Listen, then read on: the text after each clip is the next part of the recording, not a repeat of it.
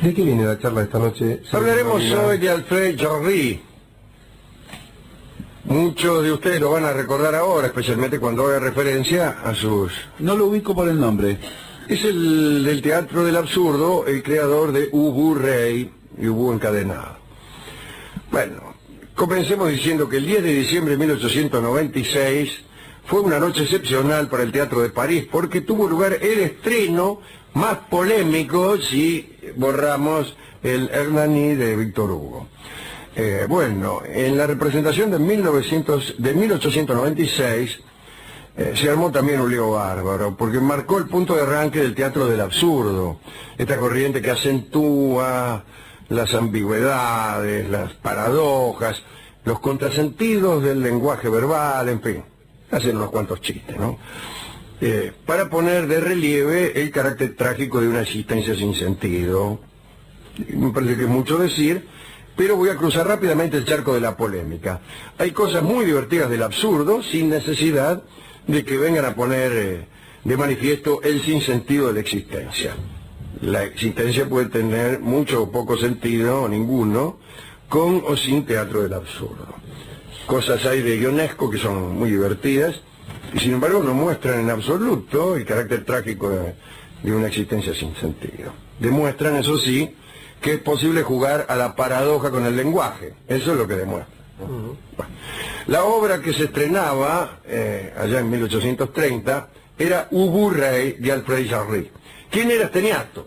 Había nacido el 11 de septiembre de 1873 en Laval, que era una ciudad a orillas de no sé qué río, en mitad del camino entre París y la costa atlántica, es decir, entre París y Mar del Plata.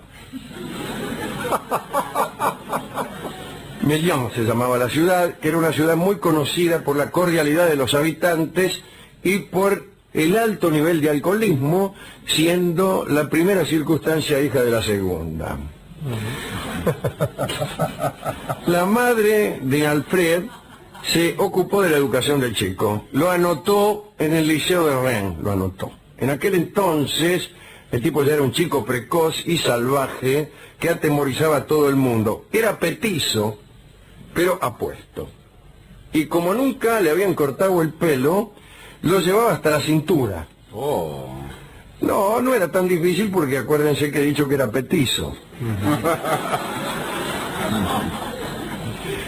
El encuentro de Jarry en la escuela con un maestro de física estaba destinado a producir historia literaria. El profesor se llamaba Hébert y era tan gordo que parece que lo tenían que ayudar a meterse en el aula. Era el típico maestro que los estudiantes reconocen como víctima. Entonces le tiraban cosas en el pizarrón, en fin. Además el profesor, que era especialmente torpe, no era capaz de levantar una tiza sin que esto se convirtiera en un drama. Entonces el nombre de Hébert se hizo legendario. Los alumnos empezaron a inspirarse en él para escribir narraciones extravagantes. Toda la clase parece que escribía acerca de las aventuras de un personaje llamado PDB, que no era otro que el profesor Hébert. Lo describían con 3 dientes, uno metálico, otro de madera y otro de piedra, con una sola oreja desplegable y un cuerpo tan grueso que siempre caía al suelo y que no podía levantarse por sí mismo. Ay, qué feo, ¿eh? Jarry, con 13 o 14 años, lideraba la creación de estos relatos sobre el profesor Hébert. Al poco tiempo, todo lo que leían o representaban ya estaba referido al profesor Hébert. Aprovechaban las obras de los autores griegos o también de los modernos para hacer parodias y escribir nuevos capítulos de las aventuras de PDB. Todo este movimiento resultó ser finalmente un esbozo del que iba a ser Ubu Rey, esta pieza que iba a sacudir a París. Después de terminar el bachillerato, Alfredito salió hacia París para ingresar en la escuela normal, escuela a la que acababan de incorporarse también Paul Valéry y André Gide. No se había salvado del servicio militar, mejor dicho, se había salvado porque hizo lo siguiente. Ingirió una dosis de veneno y fue antes de la revisación. Entonces fue al hospital y cuando lo revisaron estaba más muerto que vivo y no lo admitieron en el ejército. Y allí lo mandaron a una escuela, todavía no había cumplido los 20 años y ya estaba destruido. El que se mandaba casi una botella de whisky por día. No sé para qué tomó veneno. Andaba por ahí vestido como un antiguo caballero, con capa y zapatos de punta. Estábamos casi en 1900, ¿no? También llevaba unos revólveres de juguete en unas cartucheras. Vivía en una oscura guardilla, que era un poema.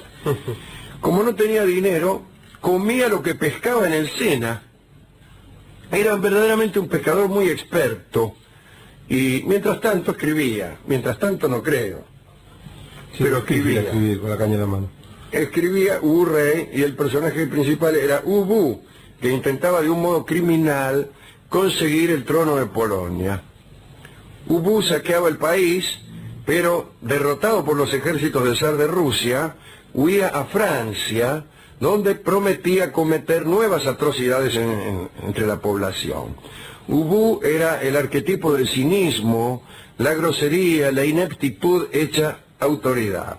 En fin, dicen que había tomado ideas Jean-Ry de distintas obras teatrales, pero bueno, todo el mundo toma ideas de distintas obras, salvo que decida inaugurar un mundo nuevo, con nuevos lenguajes, nuevos códigos, nuevas personas, etc. En la primavera de 1896 publicó en la revista El Libro de Arte 6 fragmentos de Ubu Rey y gustó. Más tarde, Jean-Ry fue nombrado secretario de la compañía de teatro de l'Œuvre y sus esperanzas de poner en escena la obra crecieron. Imagínense, dijo, esta es la mía, ¿no? Refiriéndose a la posibilidad de estrenar una obra o quizá alguna otra cosa. Bueno, hizo entonces lo siguiente. Para no chocar con los directivos, preparó primero una obra de Ibsen, la puso en escena y así con la confianza de la compañía ganó la posibilidad de estrenar Ubu Rey en diciembre. Así que no fue directamente revolucionario, sino que para no espantar a los burgueses, estrenó primero una obra de repertorio. Cuando llegó el momento de estrenar Ubu Rey, tuvo mucho público. Hay el teatro nuevo, parece que el decorado lo había diseñado Toulouse-Lautrec, pero no estoy seguro. Jean-Ry había aconsejado a los actores interpretar sus papeles de una forma normal, no afectada, austera, ¿no? Lo cual le habrá costado muchísimo, me imagino, sabiendo cómo son los actores. El texto debía ser hecho de forma convencional, que yo creo que es la forma adecuada para representar el teatro del absurdo. Si uno está, por ejemplo, solicitando en una ventanilla un pasaje por mar para ir desde París a Marsella, no tiene que hacer toda clase de gestos para que el público entienda que esto no es posible, que no hay mar que conduzca desde París a Marsella, sino que debe hacerlo del modo más normal, ¿no?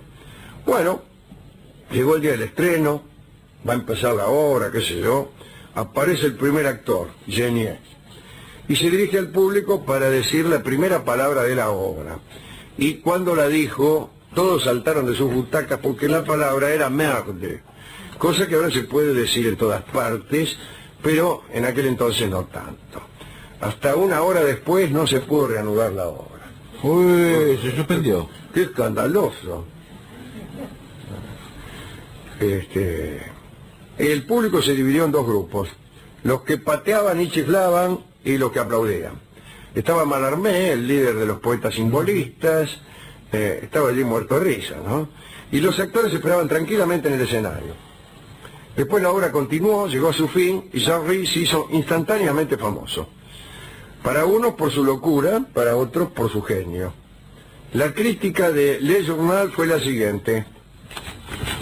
Tengo Le Journal aquí. Pero justo. Sí, pues siempre leemos los diarios acá. Impresionante. A pesar de una acción imbécil y de una estructura mediocre, ha nacido un nuevo género, creado por una extravagante y brutal imaginación, más de niño que de hombre. Uy, pero es buena la crítica. Muy muy mala. buena. Tenía 23 años Jean-Ry, de todos modos. Siguió escribiendo, se reía del sexo, se burlaba despiadadamente de la religión. En sus teorías acerca del teatro, Jarry reivindicaba la máscara. Insistía en la utilización de la máscara como dispositivo apropiado para mostrar actitudes eternas del carácter humano, ¿no? Jarry consideraba, por otra parte, que las máscaras proporcionaban una falsedad que era vital para sobrevivir. Después, ya en 1900, Jarry escribió Ubu encadenado. Y allí aparecen unos personajes que son los hombres libres, que están comprometidos a estrictas prácticas de desobediencia.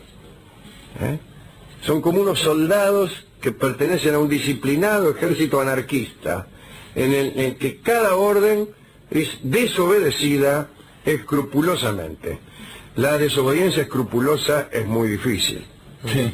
Es más difícil que la obediencia escrupulosa. Bueno, los hombres libres de Ubu encadenado se sublevan a fin de conseguir privilegios y la cómoda seguridad de la vida en prisión. Se sublevan para que los aprisionen, los contengan con prohibiciones. No está mal, no está mal. Jarry después se dedicó a una ciencia que él mismo había inventado, que era la patafísica. Habrán ustedes oído hablar de ella, que es la ciencia de lo particular. Es decir, la patafísica trata las leyes que rigen la excepción. Bien, vivió siempre Jarry en una situación de increíble miseria. Borracho todo el día, con la salud arruinada por la tuberculosis y el hambre.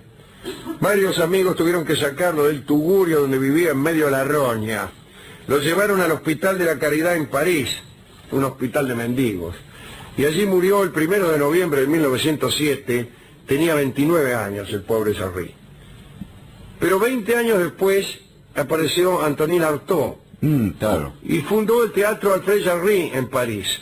Y allí surgieron los escritos y obras en las que más tarde se basarían Ionesco y el propio Beckett, ¿no?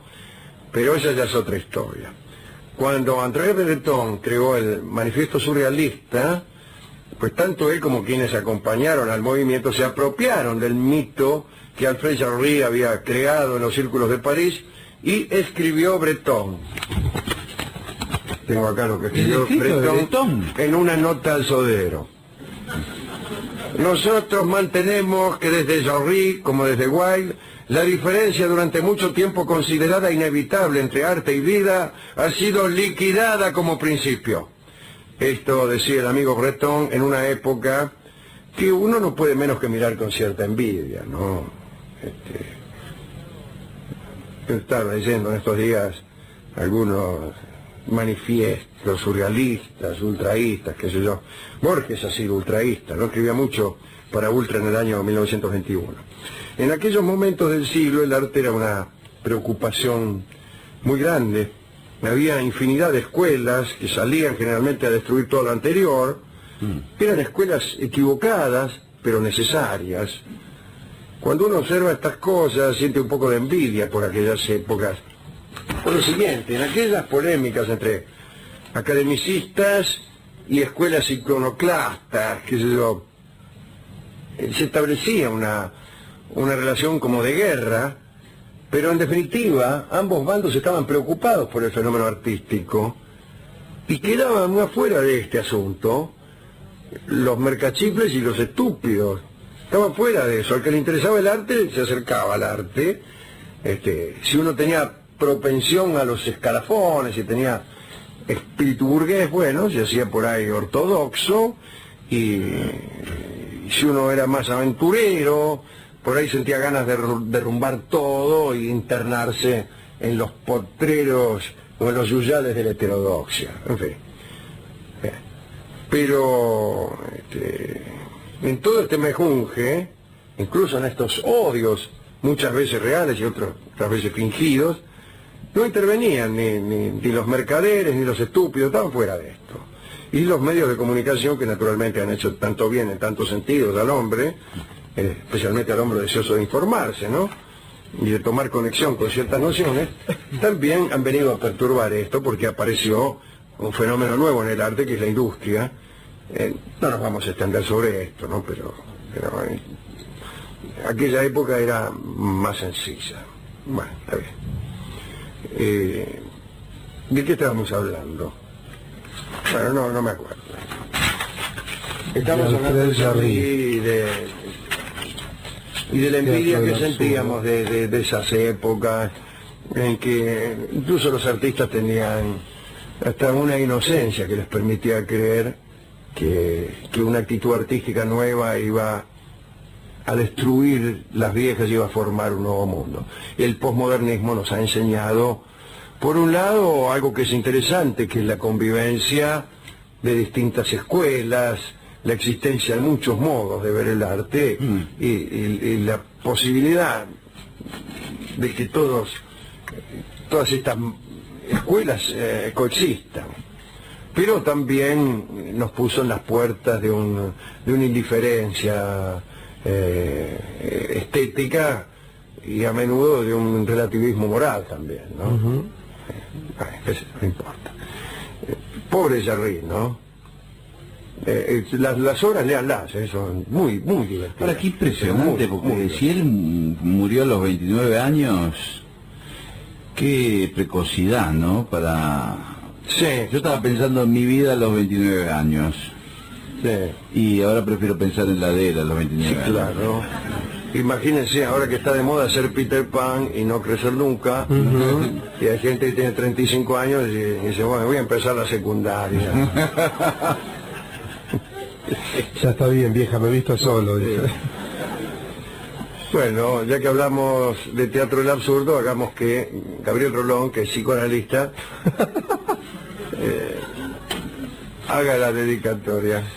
Bueno, Alejandro, déjeme dedicar a algún autor que a mí me gusta, griego también, digo, ya que estos hombres se inspiraban en eso, a Aristófanes, y ya que de reyes teatralizados se trataba lo que hacía Jarry también, al otro rey, el que anduvo por Colonna, a Edipo, Ajá. y siendo que hablamos de mendigos en París, del Hospital de los Mendigos en París, y que lo hemos nombrado al principio del programa a Víctor Hugo, déjeme dedicar esto a Jean Valjean y sus miserables. Muy bien, señores, escucharemos el vals llamado Absurdo, naturalmente Claro, muy escrito en conmemoración del estreno de Hugo Rey.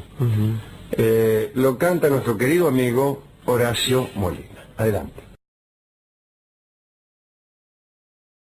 El nacimiento de los 12 patriarcas. Muy bien. Vamos a ver cómo es esto. De lo que se habla tanto y se sabe tan poco, son episodios bíblicos. Entonces vamos primero a Jacob. Hemos hablado alguna vez de Jacob, que era el tipo aquel, el hermano de Saúl, el que le afanó el derecho de primogenitura, en fin. Un tipo, un piola de aquellos. Sí. Conoció a Raquel, que habría de ser su principal mujer, digamos, la que él quiso. La pidió a su padre, Labán, padre de Raquel, pero Raquel tenía una hermana que era mayor que ella, Lía. Y, tal como era costumbre, Labán tenía la intención de encajar primero a Lía, que no a Raquel. Yo se le ponía 10. Ah, primero la mayor, después la otra. Pero a Jacob le gustaba a Raquel, en fin. Labán se hizo prometer por Jacob que iba a trabajar gratis 7 años para él a cambio de la mano de Raquel. Y así lo hizo Jacob. Laburó 7 años.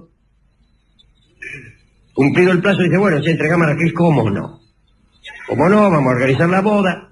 Y Raquel le dice, che, tened cuidado, dice, con mi viejo, porque es muy engañoso, muy engañero. Y es muy probable que trate de meter en tu cama a Lía. Ustedes se preguntarán, ¿cómo va a ser? Bueno, en la antigüedad clásica, la historia de las sustituciones nupciales es muy, pero muy común. Ahí tenemos lo que le pasó a Pan cuando se metió en la cámara donde yacían Hércules y Ónfale. Digo, se equivocó. Quiso acariciar a Ónfale y acarició a Hércules, que estaba vestido con ropa de mujer. Pero eso era porque, en general, aquellas cuestiones se resolvían en la más absoluta oscuridad. Y en general con alguna cobertura accesoria respecto del mero cuerpo, ¿no? Claro. Entonces Raquel le dijo, mira Jacob, mi viejo tiene planeado introducir en tu cama a Lía. Si no importa, vamos a convenir una señal, o unas señales. Y yo únicamente aceptaré a aquella mujer que me tocare, primero, el dedo gordo del pie derecho, y luego el pulgar de la mano derecha, y luego el lóbulo de la oreja derecha. Recordaré esas señales, dijo Raquel. Viene la fiesta de boda, se van a polillar y sucede algo. Raquel, en un último momento, siente piedad por su hermana, porque sabe que el viejo la va a meter nomás en la cama de Jacob, y que ella se va a sentir avergonzada al no conocer las señales y se las revela. Entonces Lía se mete en la cama de Jacob, le toca el dedo gordo del pie derecho, el dedo gordo de la mano derecha y el lóbulo de la oreja derecha, y bueno, el otro ahí se pone como loco. Ahora sí, dijo. Pero claro, viene la mañana, la reconoce y le dice impostora, impostora. Dice, no hay maestro que no tenga su discípulo, le dice Lía, recordando que el mismo Jacob era impostor porque le había afanado, en un episodio que hemos contado aquí, el derecho de primogenitura a su hermano Esaú.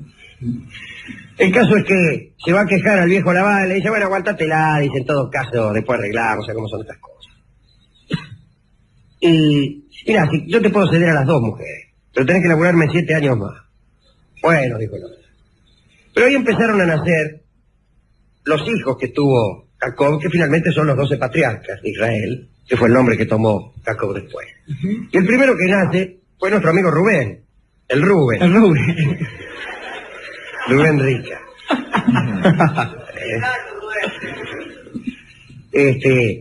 Todos los 12 patriarcas tuvieron hermanas mellizas, con las que luego se casaron, excepto José.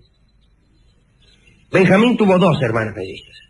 Y también Jacob tuvo una hija que nació sola, que fue Dina. El primero que nace es Rubén, hijo de Lía. Ese es Dina, bien. ¿Qué va a hacer? Uno no puede evitarlo. No, es más fuerte que usted. ¿Cómo se llamaba la hija? Se llamaba Dina.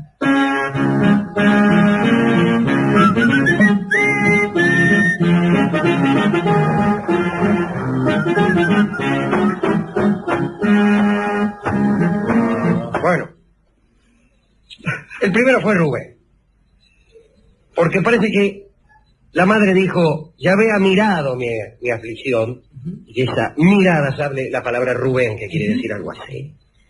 Nació el segundo hijo, y Lía dijo, Yahvé ha oído mis súplicas, y el segundo se llamó Simeón. Nació el tercero, y Lía dijo, mi marido se apegará a mí, y se llamó Leví.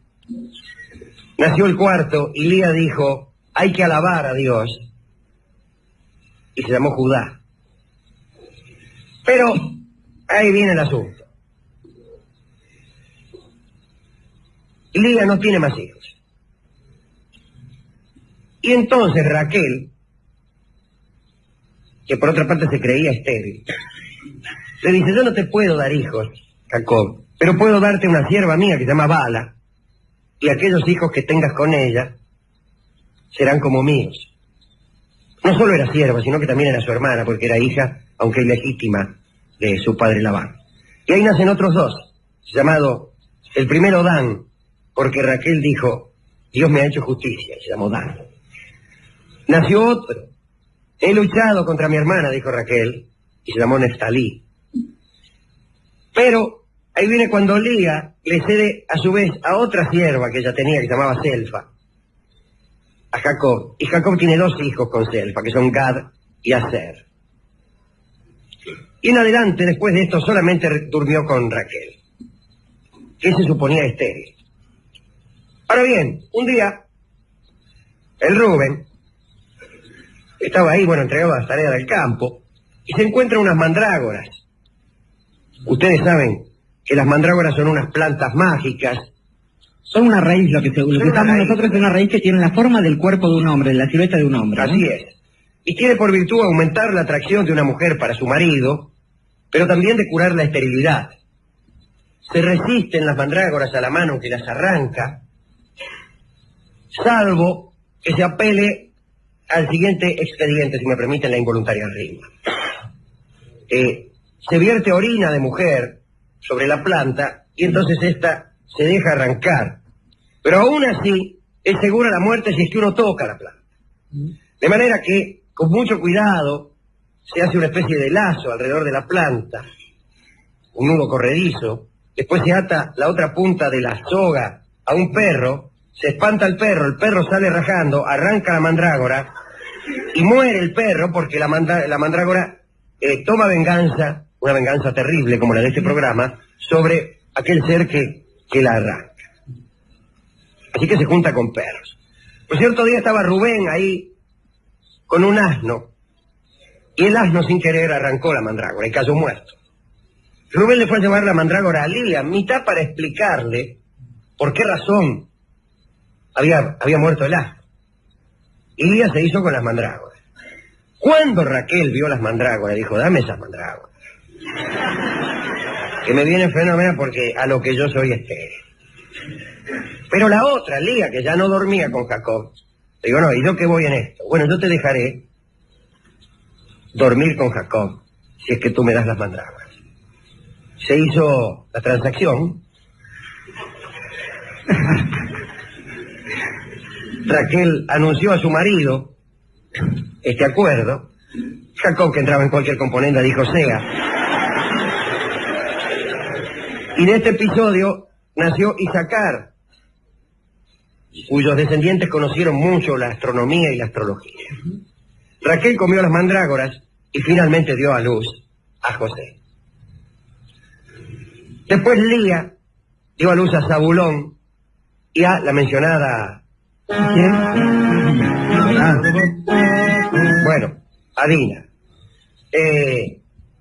Y finalmente Raquel tuvo otro hijo. Y dijo, este es el hijo de mi desgracia porque tuvo unos grandes dolores en ocasión del parto y se llamará Benoni. Pero Jacob dijo, no, este hijo es el hijo de mi mano derecha, y le puso Benjamín, que fue el menor de los hijos de Jacob, y es por eso, como todos ustedes saben, que a los hijos menores se les llama Benjamín.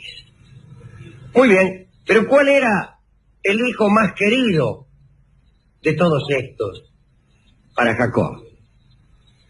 No era el Rubén. A ver, ¿quién era? Muy bien, José. Se conoce que esto circula en los medios, ¿no? Sí. Y lo quería más que a ninguno porque se parecía mucho a él, y además porque era muy lindo. José era lindísimo, una cosa así. Dice usted señalándose son lindos. para la que... Así como yo, más un poquito. Por eso usted es el hijo más querido de su madre. Sí. Por eso, el único. Amén de ser único, ¿no? Sí. Era lindo, una cosa así como yo, un poco menos, ¿no? Sí, bueno, tampoco, claro. Bueno, y hablaremos un poco de José. Hemos contado una historia, pero vamos a ver cómo se llega a esa historia. Una historia judicial contamos. Sí, contamos la historia de José y la mujer de Putifar. Como su nombre lo indica. Pero vamos a ver cuáles son los antecedentes lejanos. Ya lo tenemos nacido a José, que fue el primer hijo de Raquel, hijo esperado, hijo mágico casi, ¿no?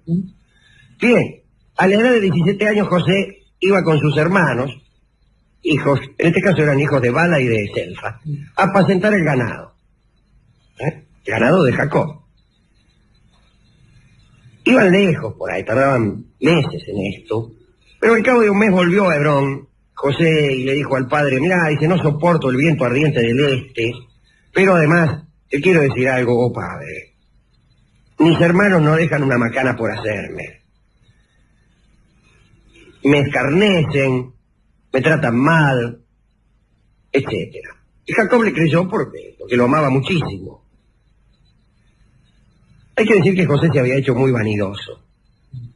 Era lindo, se pintaba los ojos, se peinaba como una mujer, caminaba con afectación, y bueno. vestía incluso con una túnica de largas mangas que le había dado el propio Jacob.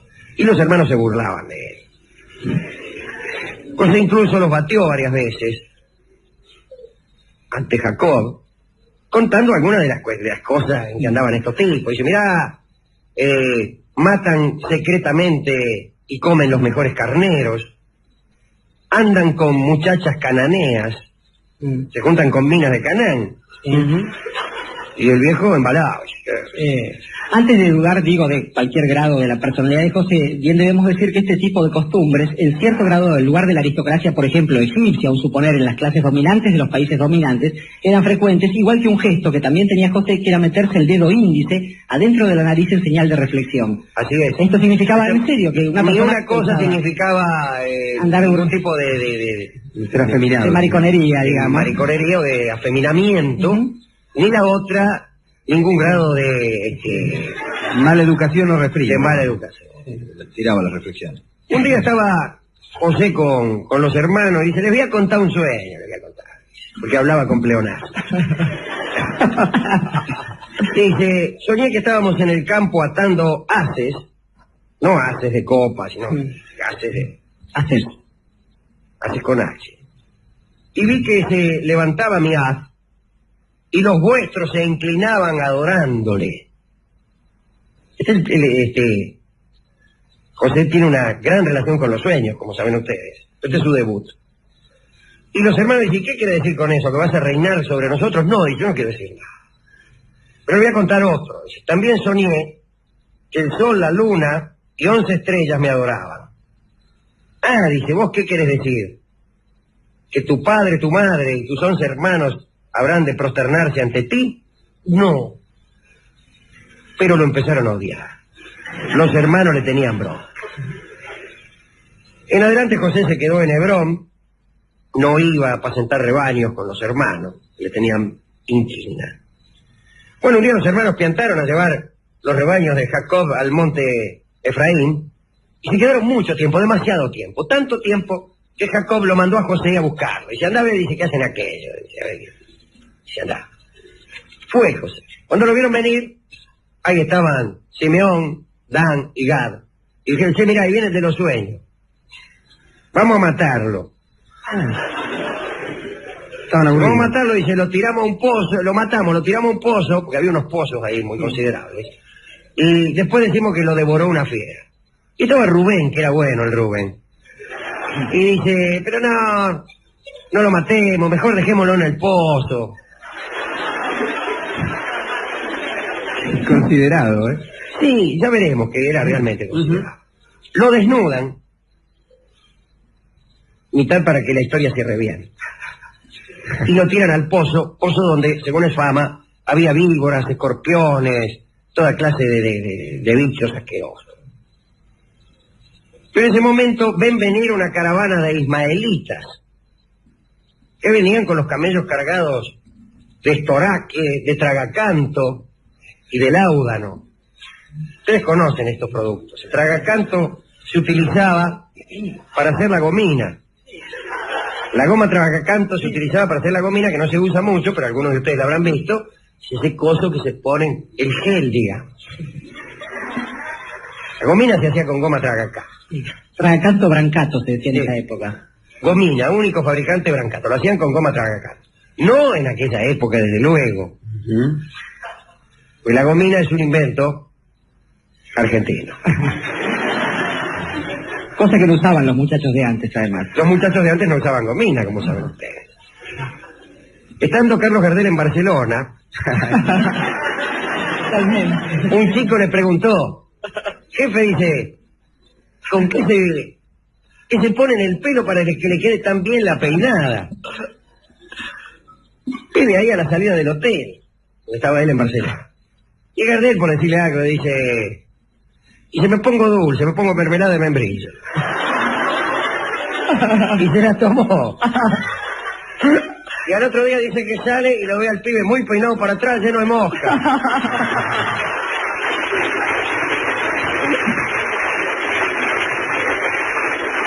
Bueno, por cierto, aquellos mercaderes ismaelitas pues traían estoraque, tragacanto y láudano, que sirve para, entre otras cosas, para calmar ciertos dolores.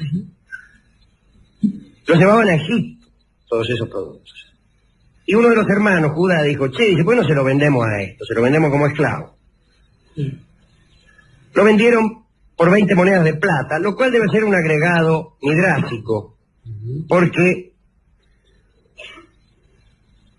hasta el siglo VII antes de Cristo nadie acuñó monedas de plata en ningún lugar del mundo. Pero bueno, lo vendieron. Entonces Isacar, otro de los hermanos, propuso que mataran a un macho cabrío, que empaparan con su sangre la túnica de José, por algo lo habían puesto desnudo en el pozo, y se la llevaran a Jacob, le dijeran que una fiera lo había matado a José. Según otra tradición midrásica, otro agregado posterior, la divinidad proveyó automáticamente vestiduras a José cuando fue vendido a los ismaelitas para evitarle exhibir su vergüenza. La vergüenza de presentarse desnudo ante sus nuevos dueños. Bueno, hicieron eso, mataron un macho cabrío, empaparon la túnica de José, y Neftalí fue el encargado de ir a llevarle a Jacob la noticia. Jacob se rasgó las vestiduras, se vistió de saco, no de saco como este, sino de bolsa, y dijo, encontrad el cuerpo de José, y apresad a la primera fiera que encontréis, y traédmela para que yo pueda vengarme. Esto no es tan loco porque incluso yo creo que en la ley inglesa o francesa había una cláusula según la cual todo animal que causara la muerte de un hombre debía ser entregado al Estado, eso era. Y no solo todo animal, sino todo animal o cosa que provocara la muerte de un hombre pasaba a manos del Estado. Podía ser un perro rabioso, un ladrillo, una viga. Y si utilizaban estos animales y cosas, digamos, para ayudar a los necesitados. Tanto sea con su venta, con su aprovechamiento, etc. De manera que no es tan loco esto de Jacob de tratar de vengarse en la fiera que hubiera provocado la muerte de su hijo. Pero además dijo, traed a la primera fiera porque estoy seguro que Dios les entregará la fiera culpable. Y esto se consigue en un lobo cualquiera. Y se lo trae. Che, mira, dice, aquí está, dice, el lobo. Y entonces Jacob increpó al lobo. Dijo, ¿cómo que has matado a mi hijo? Y Dios concedió al lobo el habla, momentáneamente, para que pudiese defenderse. Y el lobo le dijo, mira, soy inocente, no tengo absolutamente nada que ver en la muerte de José. No es lo que vos te imaginás. Muy bien. Mientras tanto, los madianitas, los ismaelitas que estaban ahí con sus productos, que no eran frecuentes. En general, esta clase de mercaderes llevaban productos malolientes.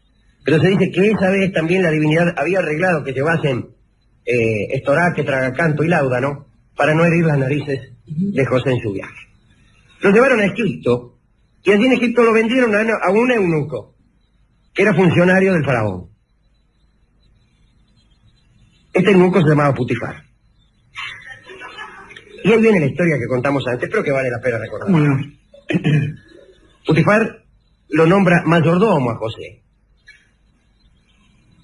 Y este ejerce la mayordomía con gran solvencia. Pero Putifar, que por otra parte era eunuco, y ya se ha dicho, no por otra parte, sino que insisto en que era eunuco. Por esa parte, además. Sí, es por la única parte por la cual se puede ser eunuco. Por la voz finita, digo. Estaba casado. Su mujer se llamaba Zuleika. Un nombre. Sí, una vez. Estaba casado incluso por razones sociales. Luego que va a ser un eunuco. ¿Por qué otra? Y bueno, acabamos de decir que José era muy buen mozo, y Zuleika trató de seducir a José. Pero José se resistió, no, que bueno, voy a hacer esto. Era realmente un tipo muy piadoso y muy casto. Bueno, Zuleika, ante ese rechazo, empezó a enfermarse, y las amigas decían, che, Zuleika, ¿qué te pasa? Dice, estoy desesperada por este tipo, dice, Cusé. Pero ¿cómo puede ser? Tan hermoso es, que si es hermoso. Dice, yo voy a organizar un banquete, una fiesta, y las voy a invitar a ustedes, muchachas, para que lo vean. Y entonces organiza un banquete y justo dice que estaban pelando la fruta con unos cuchillos las chicas, y aparece José. Y se cortaron los dedos. De la impresión que... ¡Oh! Seguían, no se daban cuenta. Y entonces Zuleika les dijo, bueno, si solo una breve visión de José les ha hecho cortar los dedos, ¿qué no me sucederá a mí que me lo tengo que bancar día y noche? Zuleika usaba filtros de amor, José nada. Nada. Se ponía unos vestidos que querría ser de su hermana, nada. No que sé.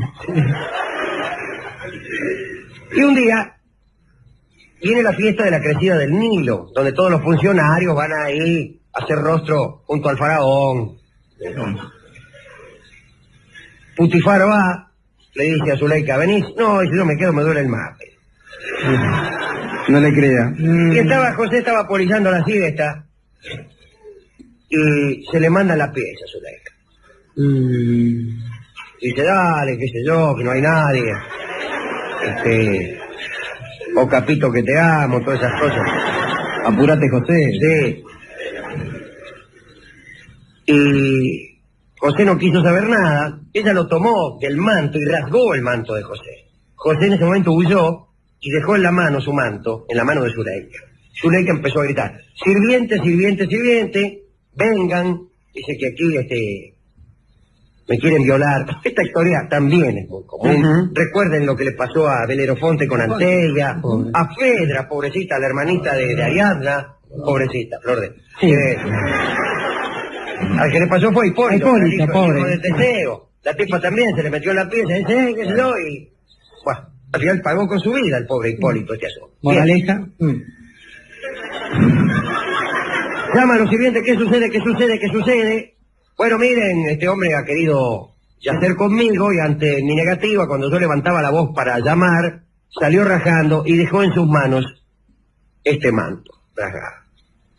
Muy bien, viene Putifar, le cuentan esto, encana a José.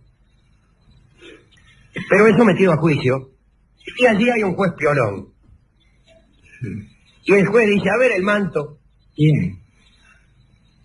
¿Por qué a ver el manto? Y dice, porque si es cierto lo que dice esta señora, que José huyó cuando ella levantó la voz, el manto tiene que estar rajado de atrás. Pero si es cierto lo que dice José, que ella trató de rasgar sus vestiduras para excitar su lujuria, el manto tiene que estar rajado de adelante. Trae el manto y el manto estaba rajado de adelante, discúlpeme. Ahí es lo que cambia, dice, dónde está ubicada una rajadura, dice el juez. Pero, usted sabe cómo es la FIFA.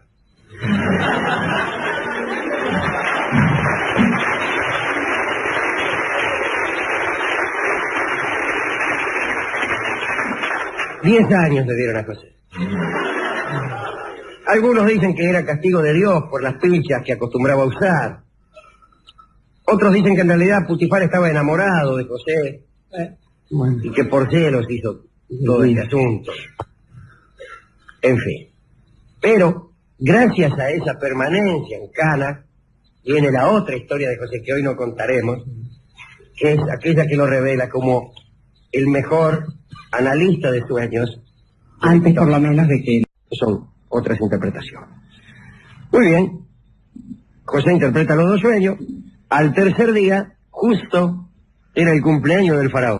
Muy bien. Dice, día de una fiesta, dice el faraón. Ya que es mi cumpleaños. Cosa rara, se habla de cumpleaños aquí, ¿eh? No con esa palabra. Era el aniversario, era el día exacto en que había nacido el faraón. Digo porque esta costumbre de celebrar uno el cumpleaños no era no era tan frecuente en la antigüedad clásica. El faraón da un banquete a sus servidores. Se da un banquete, aquí traigan algo, y aprovecha ese día para restablecer al jefe de coperos en su cargo, y B, hacer colgar al panadero, sin que por lo menos yo sepa por qué. Pero hizo cumplir las profecías o las interpretaciones de José, ¿no? El copero vuelve a su lugar y al repostero lo cuelga. Pero sucedió que el jefe de coperos aún restablecido en su cargo, olvidó su promesa. Y José siguió en Cana, pero mucho tiempo más. Dicen también que cuando estaba en Cana, cayó a visitarlo la mujer de Putifar, aquella que había tratado de seducirlo, Zuleika, y le dijo: ¿por qué sigues en Cana? Séme amante y yo te sacaré de la cárcel. Lo cual es revelador acerca de cierta liviandad de las cadenas de José, que le permitían tener un amante en la cárcel, lo que no es sencillo. Quizás esto hable también, más que de la liviandad de esas cadenas, de las posibilidades, las potestades de Zuleika también en ese ámbito, ¿no? Una que entraba ahí de pero acá dice: sé mi amante y haré que te pongan en libertad. Pero en realidad debió decir: prométeme que serás tú mi amante y te pondré en libertad para que de este modo lo seas, ¿no? Aquí delante de la gente. En el patio. Pero José dijo: no. Así se había resistido antes. Bueno. Pero al cabo de 2 años soñó el faraón que estaba a orillas del Nilo y que veía salir 7 vacas del río, hermosas y gordas. Poníanse las vacas a pacer y luego salían del río 7 otras vacas, flacas estas, que devoraban a las gordas. El faraón despertó, se volvió a dormir y soñó entonces con 7 espigas que salían de una sola caña de trigo, grandes y hermosas. Y luego brotaban 7 espigas, pero estas flacas y quemadas, y devoraban a las hermosas y granadas. Entonces el faraón llamó a sus adivinos para que le interpretasen aquel sueño, o aquellos 2 sueños, y nadie daba pie con bola. Uno decía: vas a tener 7 hijas, el otro decía: jugar el 77, y dice: pero estos qué son, adivinos de qué son estos, ustedes. Parecen Los adivinos que voy a ver yo, que no invocan hora ni... Bueno. Y entonces aparece el jefe de coperos, Merod se llamaba el jefe de los coperos. ¡Y yo! Ahora que me acuerdo. Pero ahora que me acuerdo, pero era así, no era malo Merod, pero era olvidadizo. Incluso dice la tradición que hacía unos nudos para acordarse de decirle al faraón: che, a ver si lo acomodamos a este. Pero se olvidaba. Según parece, era Dios que lo hacía olvidarse, para que solo lo recordara en el momento oportuno, que era este. Es decir, al tener el faraón este sueño. Y le dice: mire, dice, yo conocí a un chabón en la cárcel que interpretaba los sueños de esta y aquella manera, y a mí me acertó todo. Y ahí está el finado que no me deja mentir también, dice.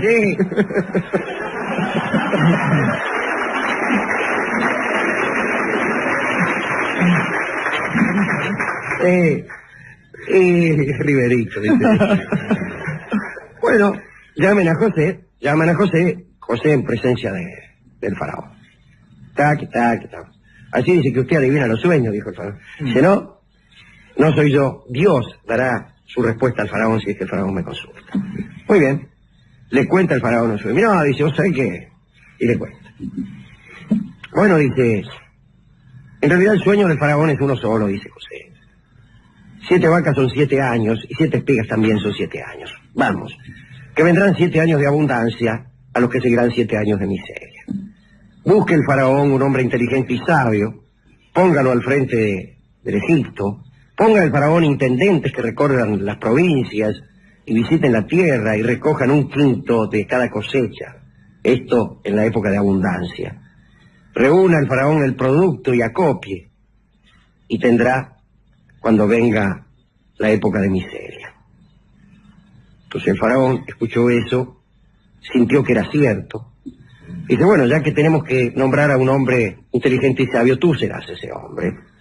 Y le dio su anillo, lo vistió de blanco lino. En realidad debe querer decir que lo vistió con el delantal regio, el zendik que usaban los faraones.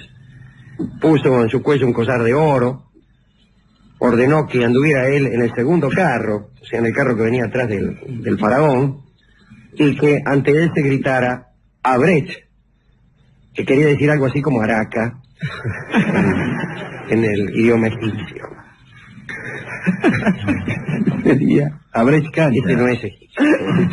Lo llamó Safnat Paneah, que tampoco es egipcio, y que quiere decir: por él habla el Dios vivo.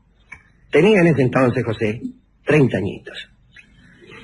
No está Sí, mal también Está el interior, mal, Sí, sí. Llegar a virrey de Egipto a los 30 años. Yo a los 30 años andaba bailando por un bizcocho, hermano. Y eso que adivinaba, ¿eh? Sí, la pegaba. Pero no encontré mi faraón. ¿Sabe qué? Yo en el caso de él, en episodios como el de Zuleika, Sí. Pensé que eso fue lo que lo mató, ¿eh? sí, creo que sí. No estoy de acuerdo una vez más, pero después le cuento. Bueno, José fue humilde, fue muy humilde. Acostumbró a recibir con humildad esos dones. Acostumbró está mal, ¿no? Recibió con humildad esos dones, discúlpenme. Bajó los ojos ante la mirada codiciosa de algunas mujeres. Y Dios lo recompensó con un don peculiar. Dicen que lo recompensó con larga vida, pero no es del todo cierto, porque todos sus hermanos lo sobrevivieron, como veremos quizá mañana. Pero otra vez insisto en ese error, lo recompensó con el siguiente y peculiar don: inmunidad ante la ahojadura, es decir, ante el mal de ojo. No lo podían ojear. Don que fue heredado por los descendientes, por quienes otros. Se casó con Asenat, que algunos dicen que era hija de un sacerdote, pero en realidad parece que era su sobrina. Yo creo que era hija de Dina, la única mujer sola que fue hija de Jacob. Tuvo 2 hijos, Manasés, Efraín, y bueno, permitió que se pagara el trigo con ganado, empezó a vender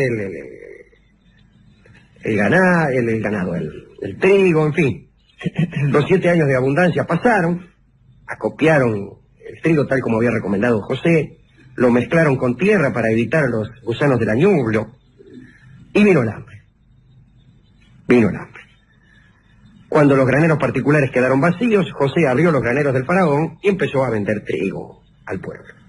Y dije antes, que a veces admitía que le pagasen con ganado, de modo que al cabo de aquellos años el faraón quedó propietario de todo el ganado del reino de Egipto. Pero el hambre pasó también las fronteras, y José recaudó muchísimo dinero vendiendo trigo a los extranjeros que venían. ¿Cuál era la situación de José? Recordemos. Sus hermanos habían quedado en Hebrón con su padre. Su padre creía que él estaba muerto. Y allá estaban los hermanos, no los vio nunca más, hasta ahora. Y sabiendo que el hambre había traspasado las fronteras, dice, bueno, voy a dictar aquí una ley. Todos los extranjeros que deseen comprar trigo deberán venir personalmente. Y si se llega a descubrir que compran para revender, serán condenados a muerte. Quien necesitase el trigo tenía que ir a Egipto, no podía comprarlo en otra parte. Y además, tendrán que firmar con su nombre, con el nombre de su padre y el de su abuelo, un recibo de compra. Y ordenó también que se le presentara a diario una lista de los compradores que hubieran acudido. ¿Y por qué hacía esto? Porque sabía que los hermanos iban a venir. Y entonces revisaba cada día la lista, a ver si había alguno que pusiera, por ejemplo, Rubén, hijo de Jacob, hijo de Isaac, y acaso, hijo de Abraham, y acaso, hijo de Terah. Bueno.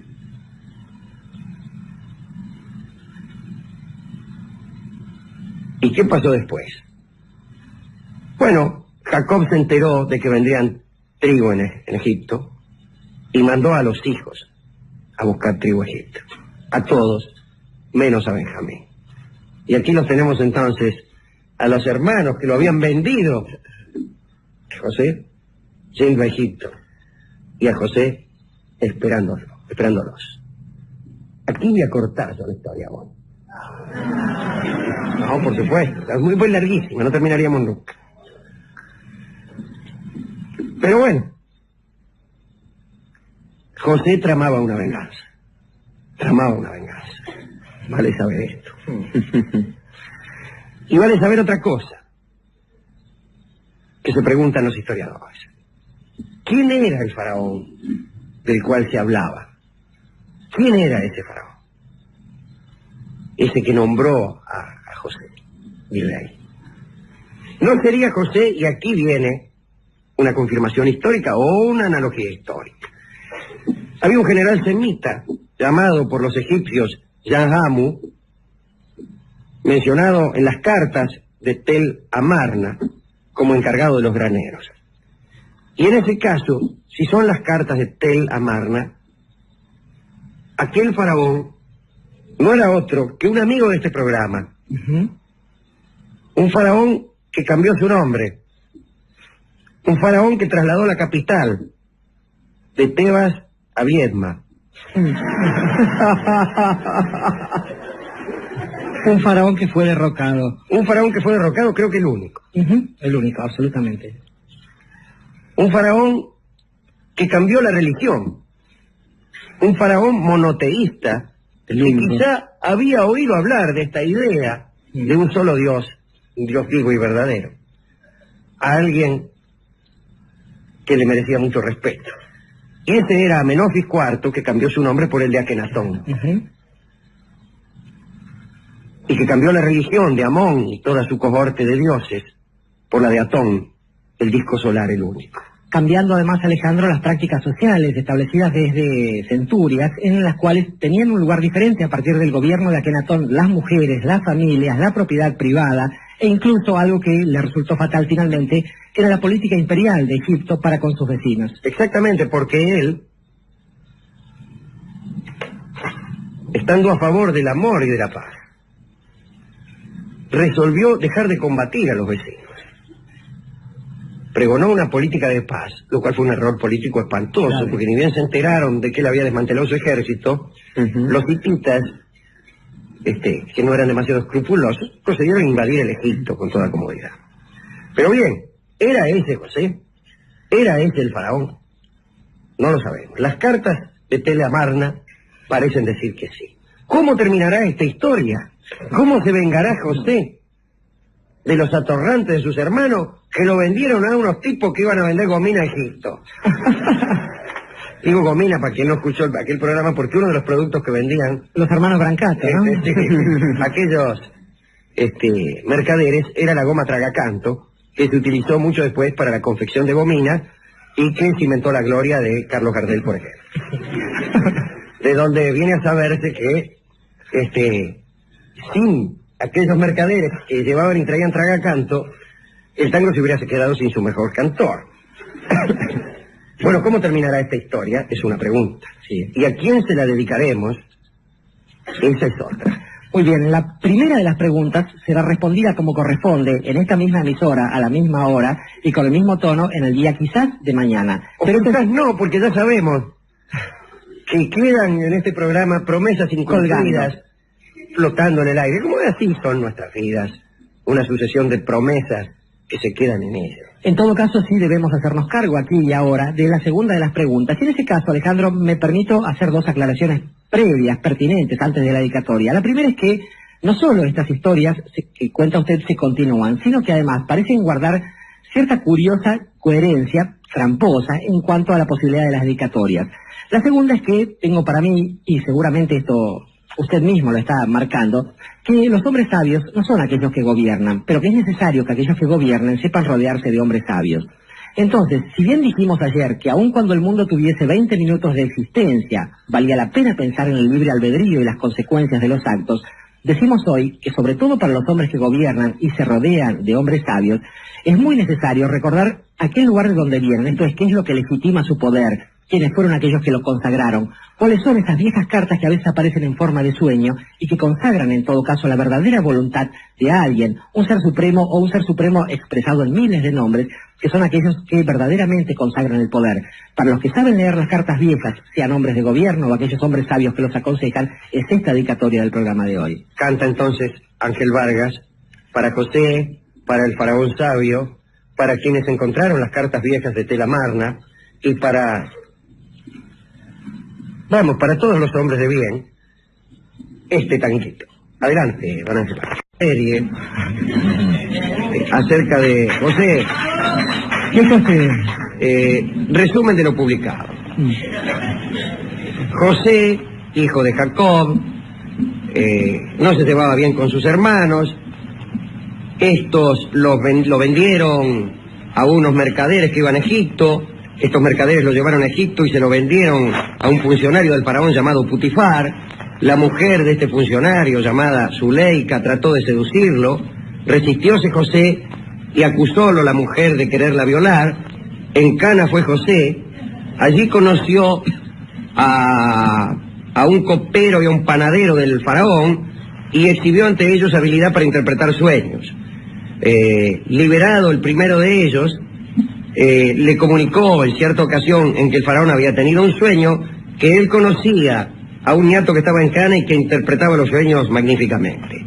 Lo llama el faraón a José, digo yo pasando al presente histórico, le cuenta su sueño, José lo interpreta correctamente y el faraón lo pone al frente de la economía del Egipto, lo nombra virrey del Egipto.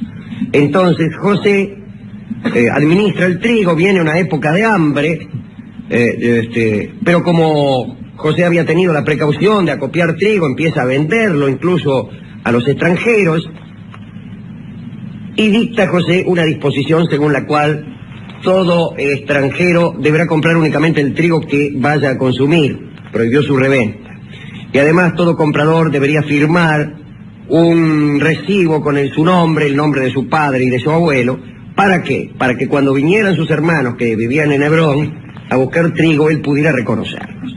Y así llegan los hermanos, que hacía muchos años que no lo veían y que no sabían nada de él, los mismos hermanos que lo habían vendido a unos mercaderes por jorobarlo porque le tenían broma. Bien, a todo esto Jacob, el padre, creía que José estaba muerto. Esta es la situación. Capítulo 3. Capítulo 3. Lo tenemos a José instalado ahí como virrey, gran pinta, y los hermanos que vienen a comprar trigo, y se van a comprar trigo a Egipto que están vendiendo y acá no hay. Muy bien.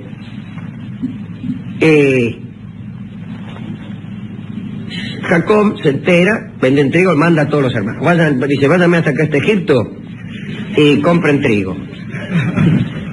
Partieron todos menos Benjamín, que era el más chico, a quien José no conocía. Nació Benjamín después de la venta como esclavo de José. Y Jacob le dice a los chicos, mirá, dice, cuando lleguéis a Egipto, tened mucho cuidado, araca, muchachos. Decid al menor número de personas posible que estáis comprando trigo, practicad la humildad, pasad inadvertidos, haceos los giles, entrad en la ciudad por diferentes puertas como si no os conocierais, y que nunca os vean conversando juntos. Es decir, guarda el hilo. Y ellos al principio obedecieron, llegaron ahí y se hicieron los lógicos. Pero llegan y le presentan a José la lista diaria de los compradores extranjeros que José revisaba toda la noche. A ver quiénes vinieron. Dice, aquí están mis hermanos, mirá, dice, el Rubén, hijo de Jacob, nieto de Isaac, bisnieto de Abraham, tataranieto de Terah. Lindo nomás. Vayan a buscar, dice, a todo esto. Los encontraron en el barrio de las Rameras, si me permiten ustedes la expresión. Mira vos. Comprando trigo. No, fíjense que no. Había que separar. Sí, impulsados por los remordimientos, habían ido a preguntar por el hermano perdido. A los mercaderes de esclavos que estaban allí, en ese barrio. Un barrio donde, si me permiten, piantarme un poco el tema, también había, digamos, señores, no solamente señoritas, señores que se prostituían y vendían sus cuerpos. Hay quien dice que José, como virrey, dispuso que esos chabones fuesen circuncisos antes de dedicarse a ese trabajo. Pero esta debe ser esto, digo, un agregado midrásico posterior, porque los egipcios siempre fueron circuncisos. Es decir, no había cómo hacerlo. Los llevaron entonces a todos los hermanos que estaban ahí en el barrio chino, donde José. Se postraron ante él, no lo reconocieron al tipo, el virrey acá, pero José sí lo reconoció. Ahora sí hizo el gil el tipo. Yo lo reconozco, pero me hago como que... Y dice, a ver, dice, ¿de dónde vienen ustedes, che? Dijo, ¿no? Dice, venimos de Canaán a comprar trigo. ¿Ah, sí? A mí me está pareciendo que ustedes son espías, que han venido a esta ciudad para observar la dimensión de sus murallas. No, señor, somos hombres honrados. Nos ha mandado nuestro padre a comprar trigo. Y entonces, ¿por qué han entrado por diferentes puertas? ¿Eh? ¿Por qué se han pasado tanto tiempo en el barrio de las rameras? Bueno, entramos por diferentes puertas por consejo de nuestro padre. Y en el barrio de las rameras buscábamos mercadería perdida. Vamos, ustedes son espías. No, somos hijos de un mismo padre. Éramos 12. El más chico no vino. Y el restante, bueno, el restante no vive ya. José tenía una copa de plata que utilizaba para la adivinación. Empezó a mirar la copa de plata y les dijo, veo que 2 de vosotros mataron a los de una ciudad fortificada. Se refería a Siquem. Era una ciudad que habían ido Simeón y Rubén por otra historia, no importa. Pero esto sabía, y además dice, todos ustedes vendieron a un pariente cercano a los mercaderes. Oh, todos se miraban, ¿no? Bueno, dice, no van a salir de aquí mientras no venga vuestro hermano menor, dijo José. Y yo me voy a quedar con todos ustedes como rehenes y voy a mandar a uno que vaya a buscar al menor. Mientras tanto los voy a tener aquí en Cana todos. Pero como hoy estoy de buen humor voy a hacer al revés. Me quedaré con uno como rehén. Y todos vosotros, id a llevar el trigo a vuestro padre. Me preguntan, ¿vive? ¿Vive vuestro anciano padre? Sí, sí. ¿Está bien? Preguntó José, ¿no? Sí, sí, dijeron nosotros. Bueno, se queda con Simeón. Lo encadenan y los tipos cuando oyeron eso, dijeron, este es nuestro castigo, dijeron en hebreo entre ellos, ¿no? Creyendo que José no hablaba hebreo. Se dice, este es nuestro castigo por haber tratado tan mal a nuestro hermano y por haber sido tan perversos con él, qué sé yo. Entonces José cuando los escuchó, se hizo como que se iba a otra habitación, lloró un cacho y volvió. Después, bueno, lo dejó a Simeón encadenado, despidió a los demás, pero en secreto mandó que le llenaran las bolsas de trigo e incluso le hizo poner el dinero que ellos habían pagado por ese trigo dentro mismo de cada saco. Se fueron los tipos en el medio del camino, uno abre un saco, qué sé yo, una bolsa, yo mirá que está la guita, se fijó, ¿cómo puede ser, che, qué sé yo? Y llega, de vuelta a Hebrón, a la casa paterna, estaba Jacob esperando, che, dice, le cuentan todo, mirá lo que pasó, che, nos llamó el tipo y nos dijo que viniéramos a buscar a nuestro hermano más chico y que si no le iban a dejar a Simeón allá todo el viaje. Y Jacob empezó, dice, me van a dejar sin hijo, ¿qué tienen que andar contándole que tenían otro hermano? Manga de boca de trapo, qué sé yo. Bueno, si ocurre una desgracia, haréis descender en dolor mis canas al sepulcro, dije Jacob. No voy a dejar que vaya. ¿Pero cómo? Tenemos que ir, lo van a dejar a Simeón allá en Cana. No, que si llevan a Benjamín me voy a quedar sin Benjamín, sin Simeón, ya lo perdí a José y que ustedes son un peligro. Muy bien. Sigue el hambre, se morfan todo el trigo que compraron y se hay que ir a comprar más. Y Jacob dice, no, ¿cómo van a comprar más? Dice, bueno, vayan. No, dice Judá, pero tenemos que llevar a Benjamín porque si no el tipo no nos va a vender trigo, además nos va a meter en cana todo. Yo respondo por el niño, dice Judá. Está bien, dice Jacob, vaya. Llévenle algunos regalos a este señor, llévenle tragacanto, miel, astrágalo, láudano, alfónsigos, almendras, y por las dudas lleven la guita que encontraron en las bolsas, no sea cosa que se las manguen de nuevo y ustedes no pueden responder. Muy bien, se las toman y llegan. Ni bien llegan, José los invita a todos a morfar. Se instalan en el palacio, los atiende el mayordomo. Estaban todos con medio miedo, dice, ahora, ¿saben que este nos va a meter en cana? Nos está haciendo algo, vas a ver, qué sé yo. No. Aparece Simeón, el hermano de ellos que estaba en cana, libre, dice, ¿qué tal? ¿Cómo está? Vamos a morfar todo. Viene un tipo, le lava las patas. Y aparece José. Y ven, llega, pregunta y dice, ¿cómo está vuestro padre? ¿Está bien? Sí, dice, está fenómeno, viejo, guapo. Bueno, ordena a José, también en secreto, a su mayordomo que llenara de víveres las bolsas de sus hermanos, pero que escondiera en la bolsa que tenía Benjamín sobre su asno la copa que él usaba, la copa de plata que él usaba para adivinar. Para adivinar, digo. Escondele la copa ahí, yo sé por qué. Muy bien. Morfan, qué sé yo, se las toma. Cuando se las toman, él manda al mayordomo y a unos nietos a perseguirlos. Los alcanza el mayordomo. Dice, a ver, dice, voy a revisar porque acá me han dicho que ustedes se han afanado una copa. ¿Qué vamos a afanar una copa? ¿Para qué queremos una copa? Tan agradecidos como estamos a este hombre, el virrey, qué sé yo. Vamos a revisar. Vamos a revisar. Que revisan la de José y encuentran la copa. ¡Ah, aquí está la copa!, dice el mayordomo. Así que habéis devuelto mal por bien, atorrante, sin vergüenza. Lo llevan a todo ante José. Judá le dice, mire, José, si quiere nos quedamos todos, ¿qué podemos hacer? Esclavízanos a todos. No, dice, yo lo único que quiero es al culpable. Dice. Pero no, no sé, no... ¿Sabe qué pasa?, dice Judá. Y ahí le bate todo. Le voy a contar cómo fue el asunto, señor. Nosotros éramos 2 hermanos. Y ahí le cuenta toda la historia. Y José, al escuchar toda la historia, su propia historia, le dice, manga de otarios. Yo soy vuestro hermano. Esto es una escena... ¿Cómo miró? José, dice, ¿qué hace acá? Disfrazado. Pepe, dice, ¿qué hace? Disfrazado de egipcio. El otro le cuenta, qué sé yo, bueno. José le dice, mire muchachos, acá van 2 años de hambre, todavía quedan 5. Él mismo había profetizado, y se venían 7 años de hambre.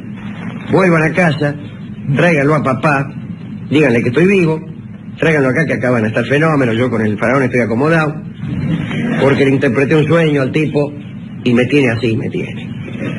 Los besó a todos y el faraón le dijo después, mirá, dice, yo le voy a dar a tu padre y a tus hermanos la mejor tierra de Egipto y decirle que venga con toda la parentela. Pero no, se fueron. Ya cuando están llegando se encuentran con Sarak, la hija de Aser, que tocaba el arpa y cantaba. Entonces para que Jacob no recibiera una impresión muy fuerte y repentina, le dijeron, andá y tocar y cantarle una canción, medio como avisándole que José está vivo. Y la tipa le canta una milonga que dice, José no ha muerto, no ha muerto. Lleva en la cabeza la corona de Egipto, no ha muerto, ¿comprendes? Y Jacob comprendió. Se puso vestidos regios. Llegaron los muchachos, che, dice, acá manda a decir José que está vivo. Y que, dice, al final José está vivo. Y dice que te vaya con toda la familia a Egipto, que vamos a estar fenómenos, que eso, se las toman todos. 70 personas, dicen algunos. Suceden 2 cosas. 70 era un número canónico. 70 era muchos, o era todos. Pero hay otra historia. Haciendo una especie de censo de las personas que viajaron, se pueden contar a 69. Falta una. Pero puede ser que hayan interpretado que Dios iba entre ellos, no parece muy prometedor eso. Pueden ser que hayan pensado que 70 era todo. Y al propósito de 70 voy a contar algo que tiene que ver con esto. Un agregado midrásico dice que el faraón acostumbraba a ponerse sobre una especie de pirámide de 70 escalones y recibía a príncipes y dignatarios extranjeros, los cuales subían tantos escalones como idiomas conocían. Y 70 era el número canónico de idiomas que había después del accidente de la Torre de Babel. Y José subió los 70 escalones porque tenía el don de las lenguas y se sentó junto al faraón. Es una linda historia también. Bueno, se va Jacob con sus 70 familiares a Egipto. José se adelanta hasta Gosén, se dan un abrazo, lo lleva donde el faraón, presenta a algunos de sus hermanos, lo presenta a su padre, al faraón, dice, mire, dice, gran 2 casas, este es mi padre. El faraón lo mira y dice, ¿cuántos años tienes? 130, dice Jacob. Corta y mala ha sido mi vida.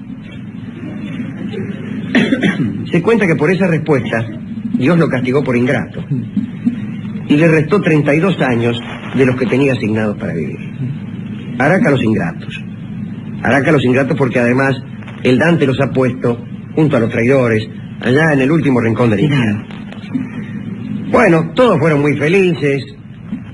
Jacob vivió 17 años más, hasta los 147, 32 menos que su padre, Isaac, que eran los 32 que le había restado Dios por Gil. Hay algunos agregados interesantes, uno muy divertido, donde supone que ocurrieron algunas rebeliones de los hebreos contra el poder egipcio, en una de las cuales Judá rompió los barrotes de una celda y lanzó un grito tan tremendo, un grito como el de Pan quizá, que hizo abortar a las mujeres y además hizo que las cabezas de los guardias se torcieran de golpe y para siempre, motivo por el cual las pinturas egipcias nos presentan guardias que tienen la cabeza mirando para un lado y el cuerpo para el otro. Impresionante, ¿no? Impresionante. Finalmente Jacob murió allí, José hizo embalsamar su cuerpo y en castigo Dios, por confiar en los embalsamadores más que en Dios mismo, hizo que todos los hermanos de José le sobrevivieran. Duraron 70 días las honras fúnebres de Jacob. Observe el oyente curioso, 70 días era el tiempo que tardaban las honras fúnebres en el Egipto, y 70 días era el tiempo que tardaban los embalsamadores egipcios en completar su trabajo. Y ahí termina la historia de José, que es el umbral de otra. El umbral de otra. Que es el éxodo, que es la huida de Egipto, el mar rojo que se abre, el faraón cuyo corazón se había helado, que no era no era el mismo. La llegada de la tierra prometida. Y la llegada de la tierra prometida, pero esa ya es otra historia. Pero ¿a quién dedicar el final de esta historia familiar, de estos dos hermanos, de este chico, guapo, lindo de ver, de la ingratitud de los hermanos, de la venganza que se puede tomar José y que al final no se toma? En fin, ¿a quién dedicar toda esta larga historia que fue como una miniserie? Lo que ves ya se ha visto ya, dice un viejo precepto, y quiero decir con esto, Alejandro, que del mismo modo que ayer, si aquí no hay una saga, la saga ¿dónde está? De modo tal que la dedicatoria, y también, digamos, si esto es posible para un programa que carece de toda moral, la moraleja, debe buscarse por el mismo camino. Tiendo a pensar que en esto también hay una especie de reflexión cercana a la de ayer y a la de anteayer. Aquella que dice que cuando una persona es poderosa, primero debe saberse y recordarse que hubo un momento en que no lo fue. Si una persona es bella, debe haber un momento en que no fue mirada por los otros. Si una persona es sabia, debe recordarse también que en un momento tampoco lo fue.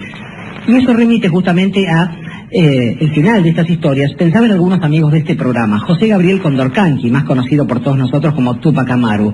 Aquellas personas, quiero decir, que a semejanza de él y a diferencia de la Malinche, de Marina, nuestra amiga mexicana, recuerdan el momento culminante del cariño de sus vidas cuando acceden a una potestad determinada. ¿Cuáles fueron sus orígenes?